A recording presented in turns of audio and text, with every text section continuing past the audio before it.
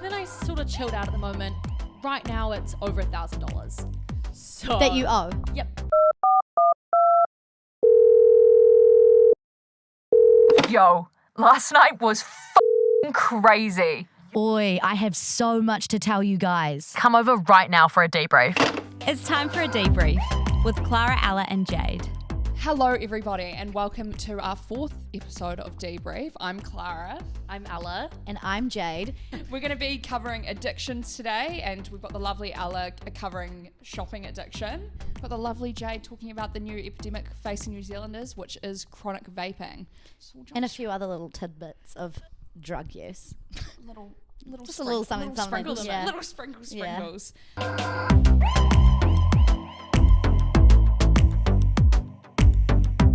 So I'm going to delve in of what actually addiction is and what it manifests. So addiction is a behavior or an activity that you engage in and because you feel like you have to, regardless of the negative consequences on your life. Now, we all have things that we are addicted to, unfortunately. No idea what you're talking about. No, please. What is something that you've been addicted to, Ella? I am addicted to vaping. Yeah. Yep. I used to have a shopping addiction to a real problem with purchasing, but that has calmed down. Good on you. And Jade. I feel like I'm at an AA meeting. Right? Hi. I was like, oh. Hi, I'm Jade, and I may or may not be addicted to vaping.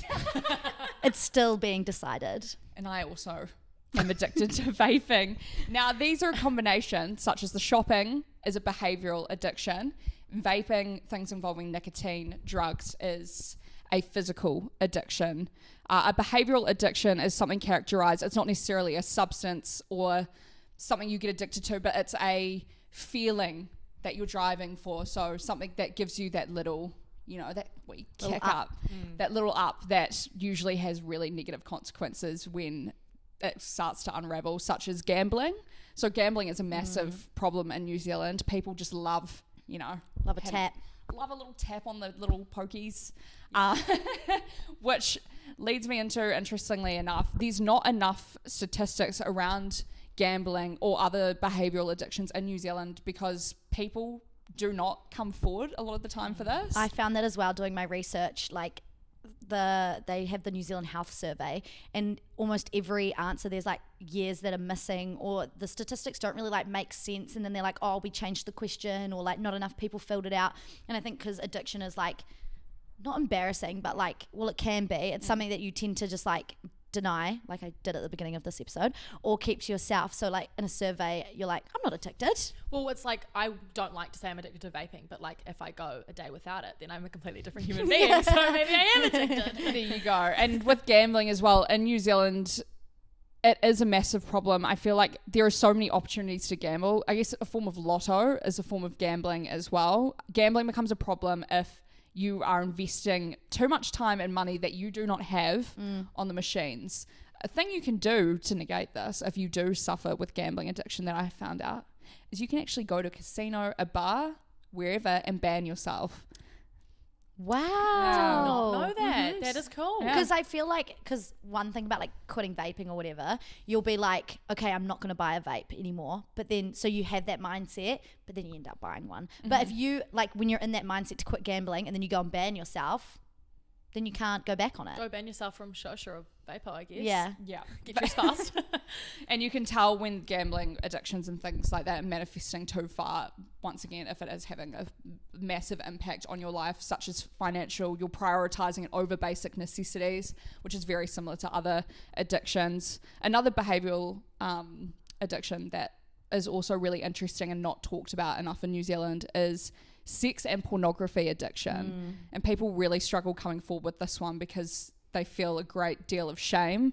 I guess it is quite embarrassing saying, coming forward and be like, I'm addicted to pornography. Yeah. That's definitely something for a therapist to unpack Yeah. for you, or a counsellor, your GP. They're definitely there to help, because with sex and pornography, that is something you don't realise is ruining your life. But if you let it fester long enough, it will have a massive impact on your personal relationships, your romantic relationships, and the consequences are not ideal. They can be really harmful, and you can actually turn into a really harmful person, but there's really not enough support around it, or even people don't really talk about it at all. And it's interesting as well, with behavioural addiction, there are 6 different types of addiction that come with it. So the first one is compulsive. So similar to like a compulsive liar, you can't, you know, you have the urge, you wake up in the morning and you need it. You're dying for it, you're gagging for it. Terrible wording. Yeah. I apologize. The second one is impulsive.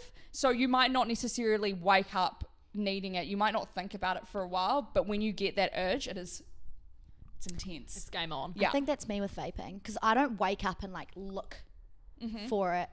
It's normally like when I see one, Yep. or if I'm like get up and it's in my car, I'm like, oh, hello, I need that right now. Yeah. Yeah, exactly. And the third one is impulsive and compulsive, which is a mix of the two. Ooh. It usually That's starts fun. off, yeah, exactly. It usually starts off impulsive, then it slowly builds up to compulsive. You start to, you know, really dwell on it. You start to need dive it. on Yeah. it. Number 4 is a sad and emotional addict. So someone who will, you know, turn to addiction, become addicted to things when they are feeling sad or great deals of emotions. I have family members I know who managed to quit smoking for 20 years and then went through something like a death, who picked up the habit again to cope, Yeah. which is it's crazy, isn't it? That is crazy. It's like your brain's one coping mechanism, and when it's like the last resort and you really need it. 5th, kind of similar, anxious addict. So if you feel great feelings of anxiety around things, you're nervous, you might suffer from tension headaches, things like that, people will turn to substances and other, you know, behavioural addictions. Number 6 is interesting as well. That's a temporal lobe addiction. The temporal lobe is the second biggest lobe in your brain.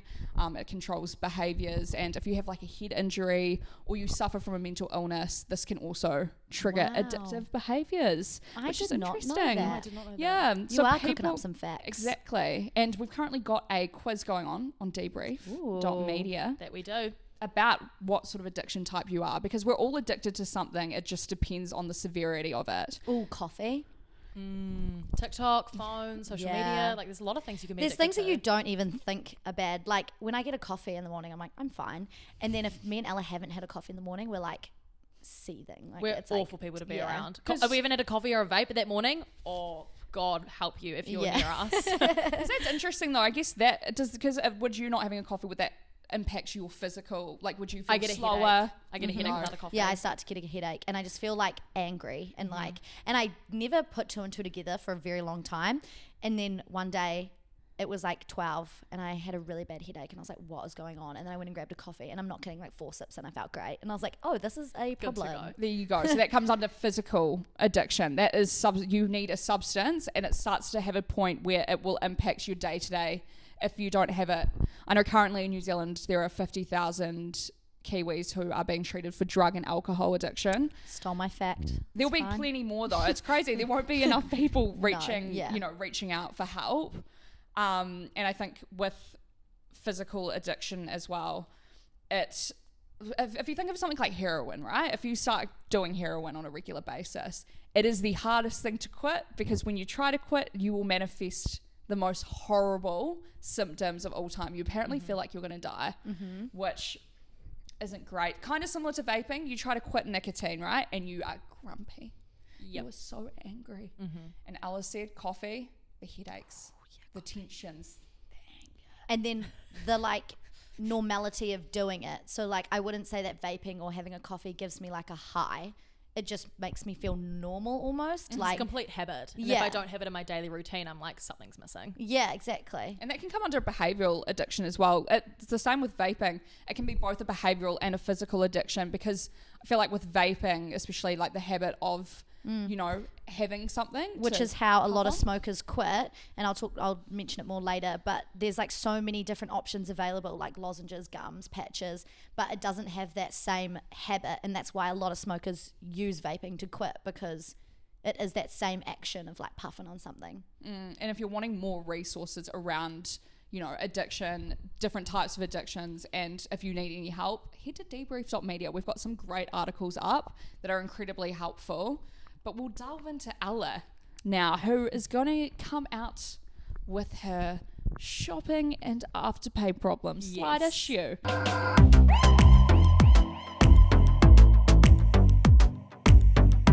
Yes, slight issue. I myself have had an afterpay issue for quite some time. It was really, really bad last year. And then I sort of chilled out at the moment, right now it's over $1,000. So That you owe. Yep. And do you know what I did today? After I told you about it yesterday, I was like, oh yeah, $1,000 is what I was talking to the girls about. And then I made another order today, $40 Afterpay. Wait, when does it cap? I have Afterpay Premium. Like I use it quite often. So I have I can spend about $2,000 on there. And how much? Wait, whoa. How much do you have to pay back each week? What's every 2 weeks? Yeah. But I don't have to pay anything on the first 2 weeks. So it's $0. And then they start coming in every fortnight. How much? Big lots? Yeah. Big lots. Some are big lots. The shame. Some are big lots, but it's okay. I'm good with, no, I'm not good with money. I'm not even going to say that. Anyways, so shopping addictions, it's important to note that going for a few shopping sprees once a month with the friends is not an addiction. That is just treating yourself or whatever, but it becomes when it's more than a habit and you don't have the power to stop it. That's when it's an addiction. And there's such a rush you get for some people when you click complete order or make an order on anything, buy something, and since it's so easy now to you don't even have to go into a store to shop, those addictions can heighten. And it basically once you make an order or buy something, you get a dopamine hit. Endorphins are pumping and you feel good. You get such a happy reward, even though you've probably spent money you might not have, or money that you shouldn't have on an unnecessary item. You still get such a rush of happy feelings basically. So you want to do it again. And you feel I'm getting a reward though, because you're getting that material item as well, a lot of the time. And yeah, so some symptoms, if you aren't sure if maybe it is an addiction or if it's not, it's when you're we joke about retail therapy, but when you take it to that next level of if you're happy, you buy something to reward yourself. If you're sad, you buy something to make yourself feel better. If it's constant buying things with your emotions, and you might need to think about that. Also, if you're feeling angry as well, if your shopping is harming relationships with people, so say you're if you were sharing a bank account with your partner or something, and you're spending a lot of the money, and that could, if they're upset with that, then maybe That's you need to take a step back from the shopping. Also just losing control, just buying super unnecessary things you don't need. And because there's now heaps of buy now pay later schemes like Afterpay, it makes it very easy for people to just spend money that they don't have. And for me, it is money that I don't have. Bought a pair of jeans today, $40. I didn't have $40, so it was free, It's that mindset, which is so bad, even though I'm going to have to pay that $40 eventually. Yeah. See, I'm a very all or nothing person. So I'm either completely cut myself off from things, or I will go crazy and probably spend $2,000. So I've never let myself get Afterpay, because I know if I get it, it will be a slippery slope. So I just have to cut myself off. Same with TikTok. Delete it, get it out of my life, and then I know it won't be an issue. Yeah. Isn't it interesting as well though? I feel shopping addiction is normalized because we live in such a consumer driven environment that it's acceptable to buy everything that you see online. Especially with this whole new clean girl aesthetic we're seeing all over TikTok. I have been influenced by so much of stuff I've seen on TikTok, because new skincare products or perfumes that you need, and clothing styles, trying to keep up with the trends, because it's always changing. So I feel that is definitely something to avoid doing, is chasing trends, because otherwise you're just dropping money. But some shopping addictions can lead to some pretty bad effects, and one of those being financial strain. And there was an article on NZ Herald which was explaining how they went to Mad Butcher in Christchurch, and they asked every single person if they were using Afterpay to pay for their meat or paying full. Everyone said Afterpay, which was pretty bad. And then there was lots of people were saying the financial strain of lower income families in New Zealand will use Afterpay for their groceries, for anything. So it might be a smaller amount then, but then in 2 weeks, you've got that same payment, but then you have another payment, and you're just catching up forever. You're just catching up. It's never ending debt, which is the problem. And it's it's just a reflection of the cost of living crisis though in New Zealand. It is something that a lot of families do need. They need these buy now pay later schemes, but sadly it is just a never ending cycle of debt. But isn't it interesting though? It's kind of like getting a credit card, and when people suffer with credit cards because you're spending money that you do not have, and that's when it starts to become a super bad addiction, in the essence of you haven't got the money, then all of a sudden you have money that Yep. you're allowed to spend. It feels free at the time, so you just It does feel free. You let loose a bit. That's why I've Yeah. never downloaded Afterpay, because I have a very addictive personality. Same. So my motto is, if I can't afford it at the time, I do not need it. Yeah. I Yeah, can and live. some people's mottos are, if you can't afford double it, like if you Yeah. can't pay for that and another one, don't buy it. Yeah. Which I need to start living Yeah, I by. was gonna say, not an option I need right to now start for living by. me. But in 2022, Consumer New Zealand Banking Satisfaction did a survey, and it showed that 50% of families that are earning under $50,000 were all using Afterpay and things. So that's 50%, which is pretty like high, like if you think about it. And it is interesting because these companies like Afterpay, they have their late fees, of course. So they're going to charge you an extra like $10 if you're late on payments, or they will just like cancel your account and stuff. So it is hard. You do need to keep on top of those payments. And one thing is like around Christmas time is when I get really tempted, because like I want to get everyone really good gifts, and it's like you have that pressure, and I always just like, for the last few years I'm always just like, maybe I could just Afterpay it. But then it's like that's how it starts, right? Is you think, oh, I'll just get this one thing that I'll be able to pay back and it'll be fine. But then it's like, oh, maybe I'll chuck this on, and maybe I'll get myself a little something like Last year when I knew I had maybe a slight issue with Afterpay was when I Afterpaid something that was $12, which is just embarrassing at this point. Like and it was something I didn't even need. I think it was a diary. Like I didn't even need it. Anyways, so some other effects though from the shopping addictions are relationship problems, as I said before. So that can be a huge thing, and other people can get, especially if you're like, maybe your love language is gift giving and you're spending a lot of money you don't have on like shopping for other people as well, and then they might feel uncomfortable because they don't spend their money in the same way on like shopping or material items. And another one is it can like worsen mental health, because if you're using it to get that dopamine hit and then you've like got the product and you're constantly chasing that, but then you're struggling with money as well, it's not a good combo. and it's such a short-lived high. Such like, a short-lived the clicking high. the buttons, like, yeah, it's almost like ordering like Uber Eats or something. Like when you're choosing the food, you're like, oh yeah, like this is crazy. And then you click order and you're like, oh my God, what have I done? And then it arrives and you're like, oh yeah. And then you eat it and you're like, what have I done? I just spent $50 on a burger and chips. Like, So yeah. there are some, like, if you are thinking maybe you are struggling with some shopping addiction problems, you can write everything down that you need to buy, only buy things that you need to buy, and then the wants, maybe make like a little wish list kind of thing, which you could buy once you are in the financial situation. And this week on debrief.nz, we are giving away a journal, so that would be perfect for that. So you can write down the needs and then the wants and make sure that there's a difference. And You're that not would always make buying it the so wants. much more rewarding Yeah. if you're like looking forward to it for longer, because there's something so satisfying about wanting something and saving up, and then you can actually go and get it and you're like, that's mine, I brought that. Like, and I 100% own it. yeah, I don't own and it's anything all else. mine. Well, yeah, because the Exactly. worst thing is like, especially like I Afterpay flights. Like that's probably one of the biggest things I spend money on with Afterpay. And the problem is that I'm still paying it off after I've been on the trip.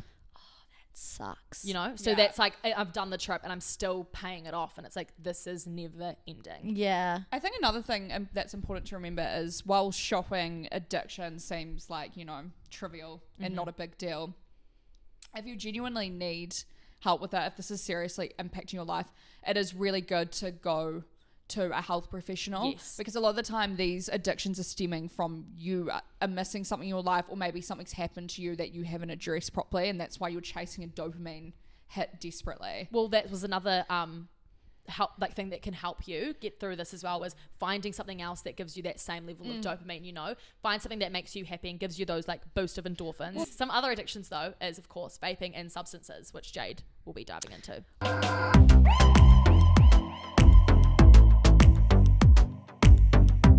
Vaping. Tastes good, bad for you. Pretty much when I was trying to do research, because it's so new, it's really hard to like find things out about it. Like there's all these things saying it's so bad for you, and then there's people saying like, hey, it's actually like not that bad, which is like, I mean, not great, but the main consensus I got that is, if you're trying to quit smoking, go for vaping. But then the only issue is then you're addicted to vaping. That's a whole other kettle of fish. Yep. So online, it was telling me that vaping, what was I saying just then? Oh, sorry. The side effects of vaping is things like shortness of breath, dry mouth, headaches, coughing, feeling like crap. But the risks of vaping is pretty much the risk of the unknown, just because it hasn't been around long enough for people to understand what it does to you. Kind of like smoking back in the day. Like everyone was like, oh, smoking's good for you. Like, and then 50 years later, everyone's like, oh no. Are you guys the same? Like when you're watching a TikTok and it's explaining all the bad side effects of vaping, are you sitting there vaping? Yeah. I'm just vaping through it, and I'm like doing the research on this, and I'm like, can I borrow your vape? I'm like literally gaff. Like it's not going to make risk me of quit. unknown. I don't know. Yeah, could technically be a good thing. Something else is going to have to make me quit. Yeah. I mean, they're getting banned in like 20 days, so that could probably. No, that's just disposables. Yeah, but I don't want to buy a big system. I don't want to be the guy with the big like, blowing the massive clouds everywhere. I think it's really interesting though, as in New Zealand, we have tried for many years to just ban like smoking and cigarettes. It was meant to be smoke-free 2020. 2025. No, but they've changed it now. It used to be, that was earlier. Clara's been around for a few more years. Yeah, I've been around for a bit longer. Okay. It Back was in my day, smoke-free it was 2020. And they Did were not like, happen. nope. Did not happen. But now we've got this whole new epidemic whole of people problem. vaping, because majority of the people I know who vape have never touched a cigarette Or in think their it's life. disgusting. Exactly. So it's interesting how that whole addiction links in to clearly we all have needs and are looking for something to give us a little hit. a boost. That's super interesting because there's a website called ash.org.nz and they are pretty much an independent organisation that are fighting for smoke-free 2025. And they don't sing the praises of vaping, but they pretty much say like, you should do it if you're trying to quit smoking. It's like the best way to get off smoking. So they're kind of like shifting the fight and being like, get smoking out of here. Hoona vape. They said the percentage of young people vaping daily has tripled from 2019 to 2021, but smoking has decreased like significantly. So they're kind of like, yay, but then it's like, and then we're going to have vapo.org.nz that's like, quit vaping. Like, yeah, because I guess it's a lesser evil, isn't it? But it's still an evil nonetheless. Like, what was the expression that goes, if you're not breathing in air, whatever you're breathing in is bad for you. Yeah. It's not natural. Yeah, so from 2012, smoking was at 16.1%, and in 2021 it was down to 9.4%. Vaping in 2016, because it only came around very recently, was 0.9%, and as of 2021 it was 6.2%. Which again, it's hard to use these statistics because I think a lot of people are in denial about like they might vape every day, but in their head they're like, oh, I'm not a vapor. Or like I can quit any time. Yeah, so I'm not. You can't. Yeah. And so the thing about quitting smoking is that trying to quit is really, really hard. So going cold turkey, from people who have quit and stayed not smoking, 0.4% of those people went cold turkey and that worked for them. And that's like nothing. Then there's patches, lozenges, gums, all those things. But like we were saying earlier, they don't give you that like hit of using it. 1.6% have successfully quit long-term through using those.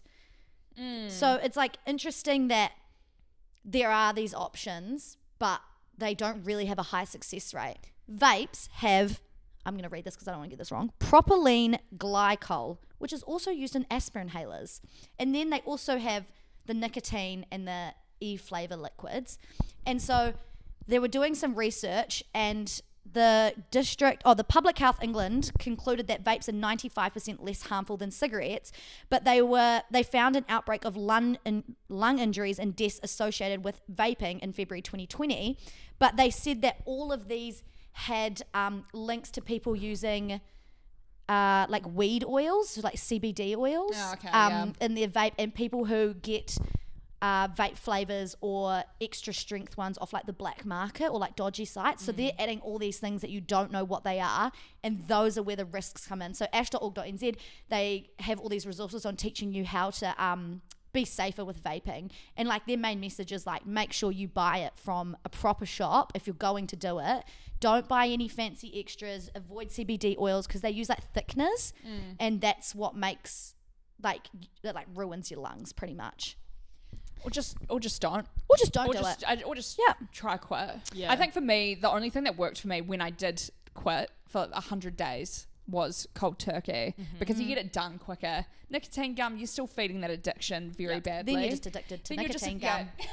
It's just pawning it off to something else. And it's still nicotine. But the issue is, I think, because we are surrounded, and I'm surrounded by so many people who vape, you just feel so out of it if you don't have a vape on you and you just Absolutely. miss it and you love it and you can't stop thinking about it. And I think it's because people vape inside, like everywhere, you know, like Everywhere. getting a fucking hit at work, uni, you know, people are doing it everywhere. Like it's very hard to not Even like, just to avoid it yeah. if you're like trying to get over it. 100%. Not even just your mates, like walking around the street. There's always people outside Everyone. their work just having a vape, walking down the street vaping, and it hits you, and you're like, God damn it. Yeah, exactly. Give me a Honestly, hone. So good. And when I was younger, back when I was 15, cigarettes were all the rage. We didn't Oh, have, yeah. we did not have vapes. So I would go to great lengths. I'd have to go for a walk. I'd have to wear gloves. I'd have to, you know, smoke my Take little the gum, cigarette. take the perfume, change your I hoodie. thought I Yeah. was the sneakiest smoker to have ever existed. And then a few years ago, my mum or dad was like, so how long did you smoke for? And I was like, what? Yeah, you can't hide it. What do you mean by that? really can't But hide with it. vaping, you just go into the toilet. No one actually has to know that you're a vapor. No. You can just do it in your room. You need Yeah. a hit. It's not like smoking where it's inconvenient. Everyone Mm-hmm. knows you're a smoker. They can smell it on you. You feel judged about it. But when you're vaping, it's personal. It's between you and Between you and the God. vape. You and your Blue Raz ice. It's an intimate relationship. Yeah. Exactly. And I was going to touch on some other like drugs and drinking because we talked about drinking last episode. So 49% of adults in New Zealand have used recreational drugs at some point in their life. 93% of adults will try alcohol, and 19.9%, which is 1 in 5 adults, drink in a way that could pose a risk to their health. And as you mentioned earlier, there's over 50,000 people that are currently getting help for drug addiction. And I just find it interesting. Again, I feel like a lot of people don't actually answer the statistics. Like in my head, they seem kind of low, or maybe it's the people I hang around. I'm not sure. Maybe it's bad influences. Yeah, when people don't get help for it. I think people really struggle to have an intervention moment of, oh, this is making me sick, this is killing me, and this is ruining my life. And it's also at the point of now where recreational drugs, especially in New Zealand, like MDMA, ketamine, is so normalized that, you know, if you are going too hard on the weekend, it's people just brush it Yeah. off and everyone's like, it's fine, doesn't matter. You're the fun one at the party. Or I found this really cool website. It's called thelevel.org.nz, and pretty much it has like all the different drugs, like everything. I was quite shocked at some of the ones they had, and you can click on it and it comes up with all things like has tools of what to expect, safer using, if you've taken too much, long-term effects, how to cut down, the laws around it. So like all these resources where if like a lot of New Zealand websites are about taking drugs safer. I think New Zealand realizes, look, people are going to do this. How can we make it safer for everyone? So there's all these tabs. They called marijuana Zaza, which I thought was a bit random. Never heard very anyone call random. it that. But they said that 75,000 adults smoke cannabis monthly. But I'm like, that doesn't seem like a lot compared to the population. That's people not being honest. It's people not saying that they smoke, Yeah, smoke, it really is. smoke the ganja. We've been around it for so long that I think we're just acclimatized to it. It's so Yeah. normalized. Yeah. And if you have done too much, let's be real, it happens. Well, not from experience. If you smoke too much, you do too much gear and you're freaking out, call Helpline. They're amazing. 0800 611 116. They will not give you in trouble. They will not give you a telling off. They will help you. They will give you advice, which is really cool to know because it can be really scary if you're going through something like that, especially if you've got kind of shit mates. I've had a friend who greened out and called the ambulance on themselves. Don't So they were same. dying. Yeah, Yeah. I think that's a common occurrence. Don't rush into calling the ambulance. I would say call the helpline because they can probably just tell you to have a glass of water and have a slice of orange. But just remember to know your limits though. Yeah. Yeah, that's the main thing. Like with addictions, like obviously if you're trying to like quit, that's awesome. But like if you're not in the mindset yet of quitting, just know your limits and like be safe. Learn to cut down. Yeah. I think there's something so rewarding, and even like I feel like people feel like they need to, like you say, go I cannot speak today, need to go cold turkey or need to like, I feel like I'm like that. I wake up one morning and I'm like, I'm done. Like I'm going to sign a contract or I'm going to never do this again. Like everybody bully me if you see me doing it. And then I struggle and then I start doing it again and I'm like, why didn't it work? I think cutting down slowly, although it takes longer, is a better option and will be more long-term successful because you can just slowly get to a point where you feel like you don't need it. Talk about it. Break the stigma. I feel like I can kind of like talk about things like that. Like, you know, the more you talk about it, the less weird it is for everyone. And you kind of break that stigma of people being scared to talk about things. Because probably I mean, it says 1 in 5 people. It's like probably someone else in the room is feeling the exact same way. And if you can be the one to be like, look, I've got a problem with vaping, guys. Yeah. I'd say most people in the room would be like, me too. Me too. And look out for your friends though. Like if something sad is going on in their life and you notice they're like smoking a lot of weed or like doing a lot of things to like forget or like doing, drugs in the weekend and stuff, maybe just like say you're there for them because it is important that they know that there is support. And they might not even realize. Yeah. And if you do want resources and information and links to the articles and just to find out more and have a good old time, head to our website, debrief.media. Yes. Or our socials. Debrief.nz. It's got everything. Competition this week, journal. That's exciting. That is exciting. And it's definitely important in terms of addiction to reach out regardless of how stupid or silly you think it is, especially with, as I touched on before, like shopping or pornography. Yeah. It's not invalid. There's no such thing as a less serious, If it's affecting you and your life, then you need to reach out. Yeah, 100%. Thank you so much for watching Debrief episode 4. We've got one more, guys. One more left. But it was lovely. Sad. Thank you for joining us and we'll see you next week. Bye.